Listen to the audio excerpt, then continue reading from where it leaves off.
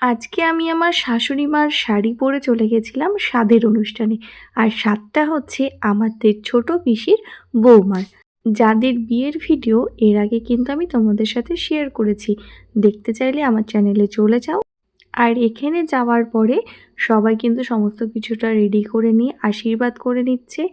আর এখানে এই নিয়মটা কিন্তু আমি প্রথমবার দেখছি, মানে কলা পাতায় করে দুধ সামথিং কিছু দিয়ে ওটা খাইয়ে দেওয়া ছিল। আর তারপরে হচ্ছে মেন জিনিস, যেটা হচ্ছে রিচুয়ালস সবার মধ্যেই রয়েছে আই থিঙ্ক। তারপরে এখানে সবাই মিলে খাওয়া দাওয়া কমপ্লিট করে নিলাম, যেহেতু অনেকটাই বেলা হয়ে গেছিলো। আর সবাই মিলে বসে একবারে খাওয়া দাওয়া করে নিয়েছি। তো আজকের ভিডিওটা এটুকুই ছিল। কেমন লাগলো আমাকে তোমরা অবশ্যই কমেন্ট করে জানিও। দেখা হচ্ছে তোমাদের সাথে আবার নেক্সট একটা সুন্দর ভিডিওতে। ততক্ষণের জন্য সবাই ভালো থেকো, সুস্থ থেকো, টাটা।